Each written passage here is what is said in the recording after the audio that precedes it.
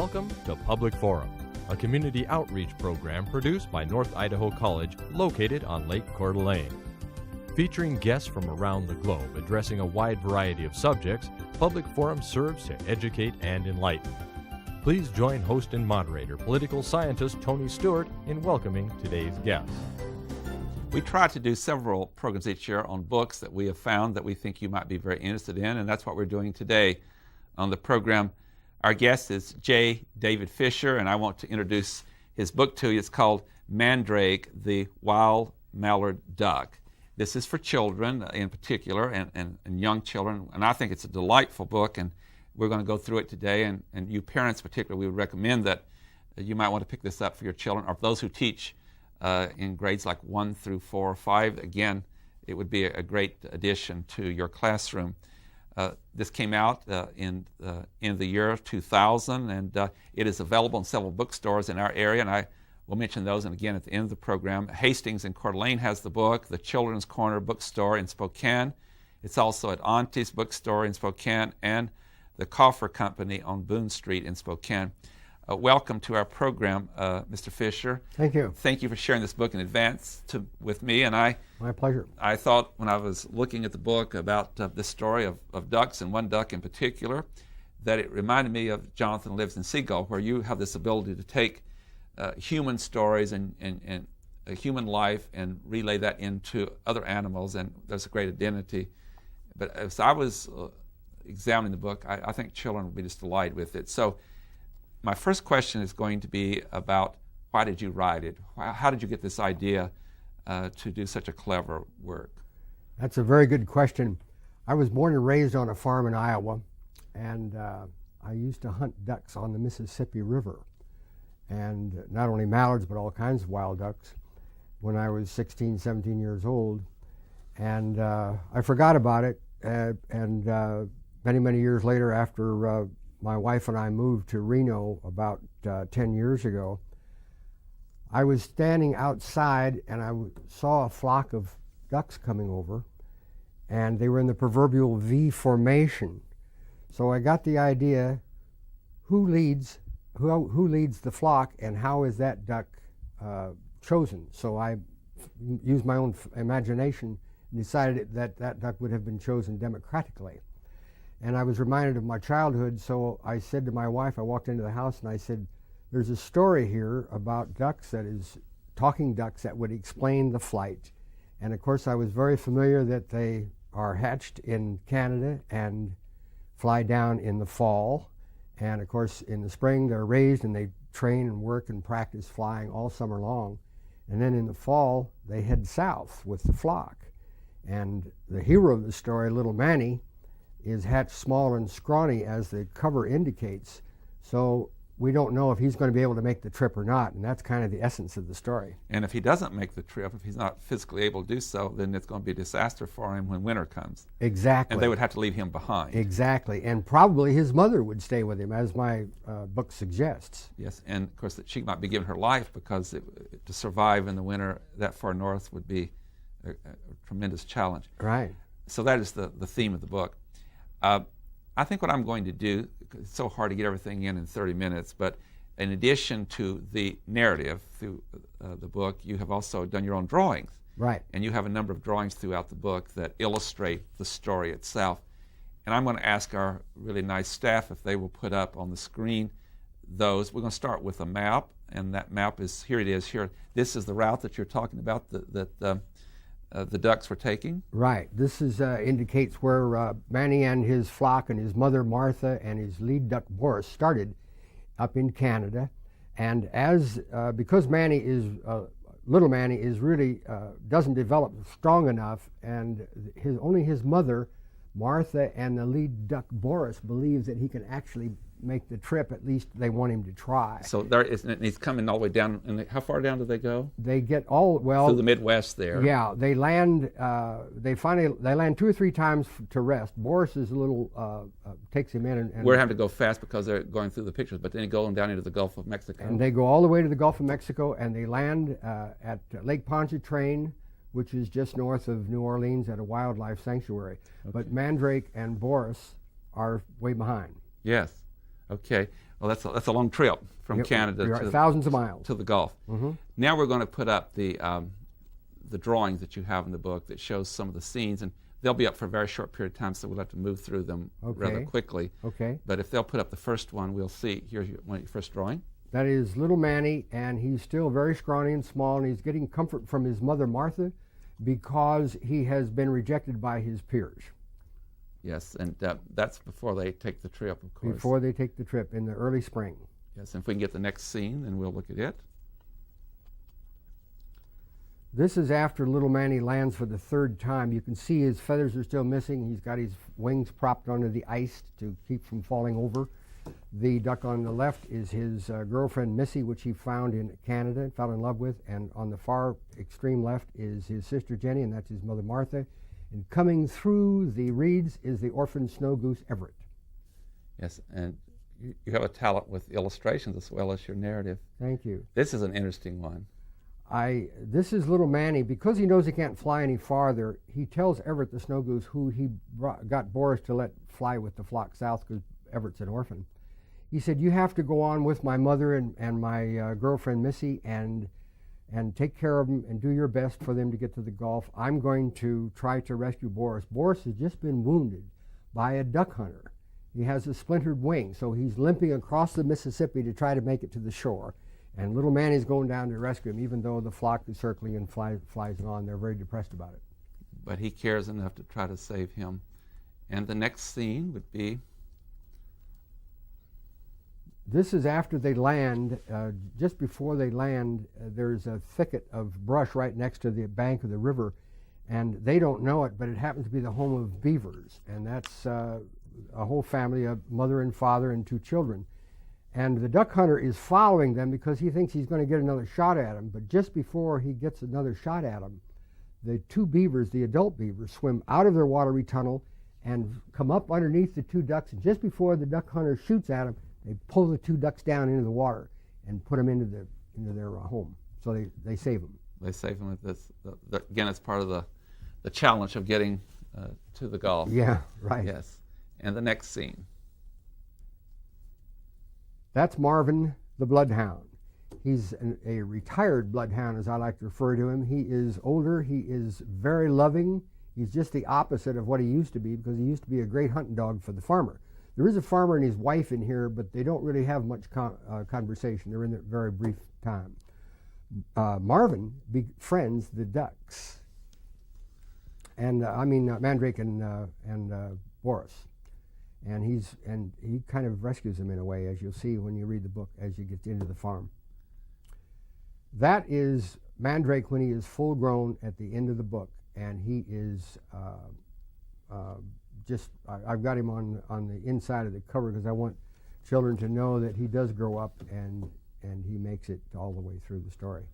From where he started and where he ended up, it was... Yeah, right. He grew up and got all the characteristics he needed. Right. Well, thank you very much for showing those sketches or drawings that are throughout the book. My pleasure. Let's go back a little bit now. There has been a history here in your story of the Mandrake #1, the grandfather. Right, the late grandfather. He'd been the lead duck in earlier times. Uh-huh. Tell us a little bit about him, and then this is his grandson that the book is featuring. Right. Mandrake the first was as I describe him, kind of a super duck. He was a lead duck for the flock, and he was so successful at it because he had what I referred to as a photographic memory, and he could remember all the dangerous places when they were flying all the time. So what he did was he became quite famous, and everybody knew him along the river, even the pigeon in the story, and also the parrot, which is later in the end of the story. And of course, he retired and then eventually passed away. But little Manny was told about his grandfather from Boris the lead duck, who the 2 of them who fly south and run into all these problems to get there, because Boris used to fly with Mandrake the first, and so he knew him very well. And then he encouraged little Manny to practice in Canada in the spring, because he knew that if he got strong enough, he would permit him to go. He was one that would make the decision. And Boris had been the lead succeeded Mandrake the first. Exactly. And you know the book as good as I do. And so little Manny is impressed with his heritage, but ironically, or perhaps uncomfortably, the flock does not agree with that. They don't care if he's got this kind of a bloodline. They feel that he's going to hold the flock back. Older ducks and young ducks alike both go to the lead duck, Boris. This is before they take off in the spring from Canada, and say, we don't want him to go. He's like the ugly duckling. Yeah, exactly. And he'll never be strong enough, and he'll hold the flock back, and we'll have to rest too often. We'll get into dangerous situations, and so it's just too risky. Well, Boris is the lead duck. So Boris says, I'm the lead duck. You elected me the lead duck by majority rule, and I make the decisions, and I say he's going to go. And his mother, little Manny's mother, Martha, is just thrilled, even though both ducks don't know. Mandrake, or Boris and Martha, have their doubts if he'll be able to make the trip all the way. So there's a real chance that he'll get part of the way on the trip, and then he will just become exhausted and can't continue. And that's exactly what happens. If he can't make it, then the other ducks would have to go on because the whole flock is at stake in making it. So right. There are moments would be very difficult, but they would have to leave one behind. They left their leader behind, and there is also what I call a second in command duck. In my book, he's called Harold. He's very briefly, but I wanted the audience, the readers, to know that they wouldn't be just left scattered about in the sky. So Harold, if something happened to Boris, which did, so Harold just takes over and flies south with the rest of the flock. Now, as they're flying south, there's all these dangers. There's hunters and there are other climatic problems, and it's all kind of dangerous as they would have on a trip. Tell us exactly what happened to Boris and how little Manning became the courageous one. Boris was wounded, as I said, with a splintered wing. After they sat with the beavers in their thatched home, Baxter Beaver, there's 4 beavers, Baxter, Bernice, Becky, and Benny are the 2 children. And Baxter said to Boris and to little Manny, you're going to have to try to make it to a farm, an Iowa farm, about a mile away. Well, little Manny was too exhausted to fly, and Boris had a splintered wing. Now, Boris is like twice as big as little Manny. And I've got an illustration in the book, which I'm sure you saw, where little Manny they leave the thatched hut right next to the riverbank, and like I said in my story, nobody swims like a duck. They didn't have any problem getting to the shore, but Boris was pretty weak, and so little Manny gets behind him and pushes from his behind and gets him up onto the shore. But unfortunately, it's dark and there's a snowstorm coming, so they have to hike for a mile on foot 95% of the time. Over ravines and down into ravines and over tree stumps and through corn stalks. This is the dead of the winter, and the snow is deep, the weather's cold, and it's blowing, and even the beavers don't know if they're going to make it.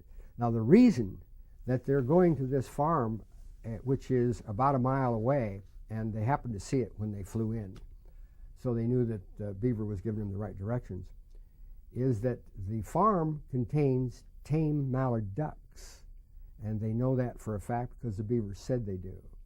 So the beaver, Baxter Beaver, says to little Manny and Boris, the only chance you got is to get to that farm and make connections with the tame mallards, and hopefully they'll take you in and hide you among them until you recuperate, and then you can take off and head south where your flock went. And so what happens at the farm? Well, it's kind of, are you referring to who they meet? Yeah. Yeah. And his recovery, because Boris does, and giving away the story, but Boris does make it. Yeah, right, he does. And his wing gets better. He gets stronger over a period of weeks. Little Manny grows and grows on the farm. During that same time. During the same time. And little Manny develops into this beautiful big mallard. He gets just as big as Boris, maybe even a And little the other bigger. ducks at this point, were they? The flock? The whole flock has gone on south. They went on without them. Right. They went on without them, and they feel that their lives have been sealed. Yeah. And they're very sad, and they do a homage on the shore of Lake Pontchartrain. They all touch wings in a circle. And even the snow goose Everett is so attached now to the flock that he gets up and tells what a great duck he thought Mandrake, little Manny, was, even though he'd known him for only a few hours. But meantime, back at the farm. Back at the farm. Things are happening. Lots of things are happening, yeah. The two ducks that take them in, it's Nathan and Delbert. They are a little bit hesitant in the beginning. Little Manny flies down. Boris, actually, when they make this long trip, to digress a second, when they make this hike for a mile, Boris is just getting too tired. He says, I can't go on, and he keeps telling little Manny, go without me, go without me. And you very quickly learn that little Manny is not that kind of a duck. He won't leave anybody behind. So he gets to the top of this hill, and in the snow and in the cold, and he's looking for that farm, and he looks down, and Boris is laying back partway down the hill, and he says, I can't go on, go without me. And Boris and little Manny looks down, and all of a sudden the snow stops, and he sees the farm with the twinkling lights, and he shouts back to Boris. He said, we found it, just get some strength and get to the top of the hill. And when he gets to the top of the hill, he doesn't want to go down. He says, you'll have to check it out. And of course, Boris is an old duck, and he's had a lot of experience. So he tells little Manny there will be a farmer and his wife probably. There will probably be a dog, maybe two, and they will be collecting eggs about this time because the sun is just coming up. You fly down and check it out and get back to me and let me know what's going to happen. Meanwhile, he falls back into the snow, cold and almost freezing to death. But they get to the farm. They get to the farm. And when they get to the farm, the ducks take them in, and the tame ducks, the tame mallards, Nathan and Delbert are brothers. And they are very cooperative, and they tell Boris and little Manny that they should hide in the straw to stay away from the farmer and his wife so they can't be seen. And little Manny says, well, what about the dog? He said, I saw a big dog when I looked through the window, this big bloodhound. And Marvin is big, but he's, as I said, very subservient. Actually, he's so humble and so pleasant that Nathan and Delbert tell him there's absolutely nothing to worry about, which there wasn't, because when they are hidden in the straw to stay away from the farmer and his wife, Marvin runs around, and even though he sees them, he doesn't let on that he sees them. And when the farmer and his wife leave, Boris comes back to Nathan and Delbert and says, of course I saw them. And Marvin, that is. And Marvin is a real sweet dog. Kids seem to really like him a lot. Matter of fact, I've had a lot of people say, why don't you make a toy of him? Yeah. And who knows, maybe someday. So while at the farm... Am I leaving something out on the farm? No. Boris recovers. Boris recovers. At least to be able to travel, and then we get little Manning becomes a full-grown beautiful duck. Beautiful mallard drake, and they are still. Mandrake is still waiting. Mandrake, by the way, now is put in charge. Boris realized that he's a super duck like his grandfather, so he says, from now on, you're in charge, and as far as I'm concerned, you're Mandrake too. And he doesn't call him little Manny. I want you to get your microphone. It's beginning to hide there. If you button that other shirt, there we go. I just don't want to lose your story from your microphone. And so he says, you have to take over, and little Manny is very proud of that because he's just been elected by the lead duck of the flock, even though it's only one vote. And so but he's still very concerned about Boris being able to fly. And as the weeks go by, they get closer and closer to Christmas. Then just before Christmas, a couple of weeks before, the farmer and his wife come in to clean out the chicken shed. I left out the other part. We can't, time won't allow us to do all of that. Okay. We're going to have to move on to the fact that Boris and little Manning make it to where the flock is. They do. And then tell us what Boris does and how little Manning becomes, like his grandfather, the leader of the flock. Right. Boris is so impressed, and he had announced before he left from Canada that in the spring when the flock returned, he wanted them to elect a new lead duck, because he was going to retire, having not the foggiest idea it was going to be little Manny. But when he's so impressed with Mandrake the second now, that he suggests to the flock that he nominates Mandrake, and the flock is so impressed with what he did to save Boris and to get to the flock that they elect him unanimously. And he's going to be the new leader. And he gets a new name too, doesn't he? He is now Mandrake the second, instead of little Manny. He had this kind of background and strength in it all. He was proven two ways. He developed physically, right? But he did something even more importantly. He was the one that had the courage. Right. He saved Boris. Right. And so he showed those leadership qualities. Right. So I would say, Mr. Fisher, from this story, you're also trying to give a lesson to particularly children or all humans about life. And you do it in the story of a flock of ducks, but it also relates to humans.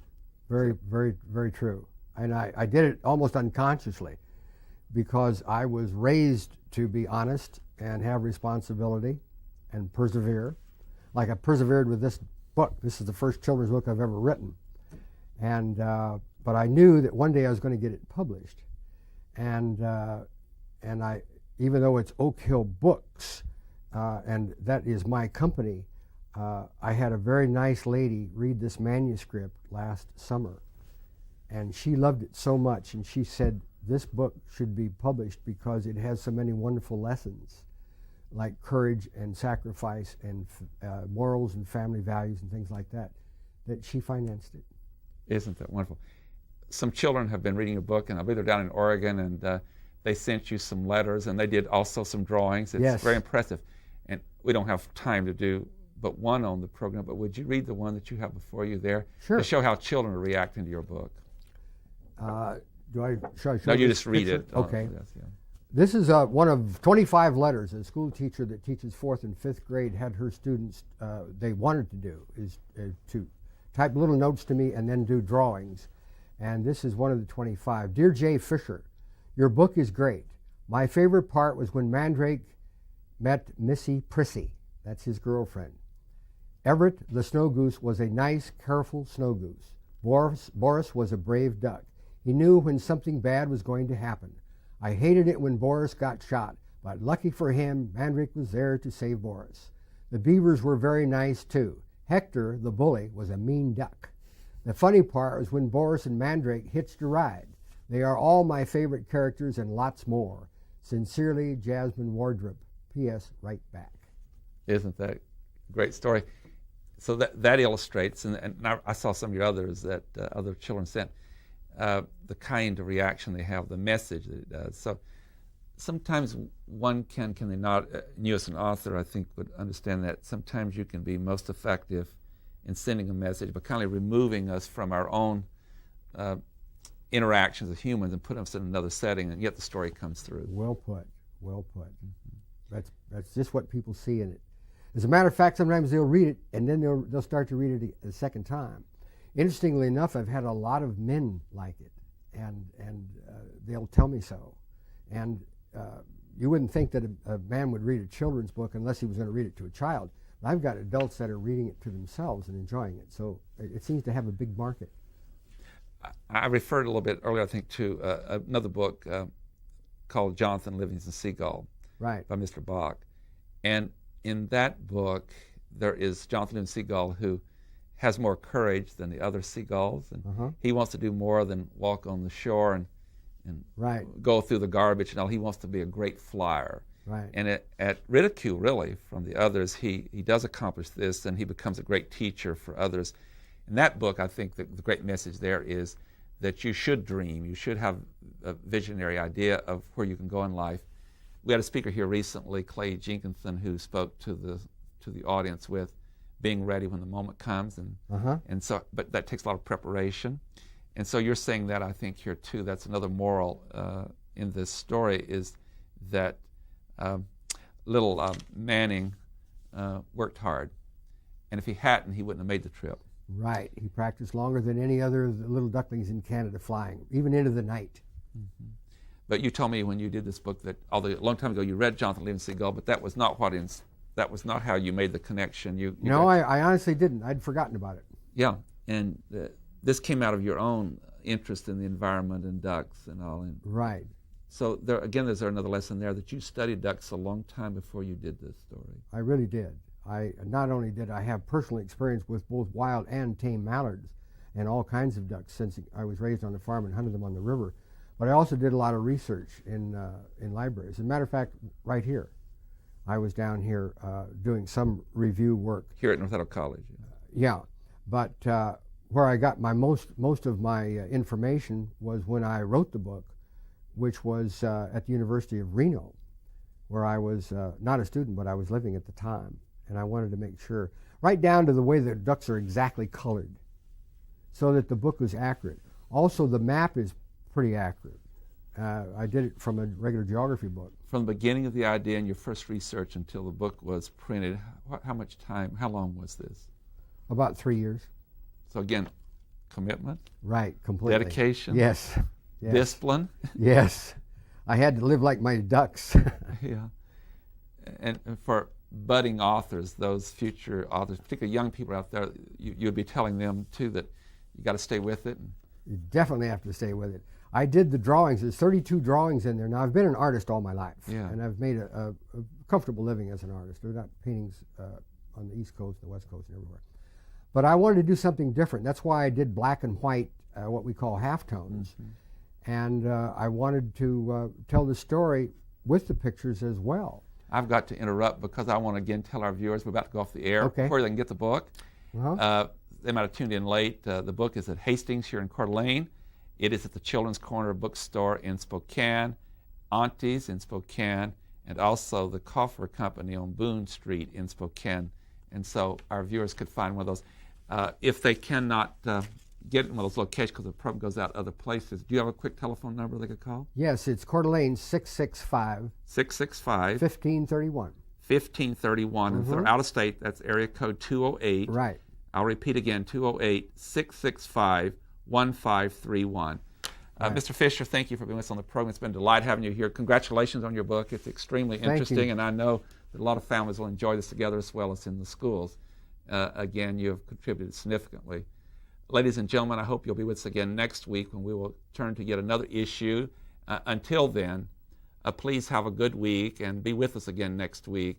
Until then, as I've indicated, I hope things go well for you. I am Tony Stewart. Recorded on the campus of North Idaho College, Public Forum is the longest-running entirely college-produced program on PBS. Each episode is pre-recorded live and is an educational outreach from North Idaho College. Please join us again at this same time next week for another edition of Public Forum on this public television station.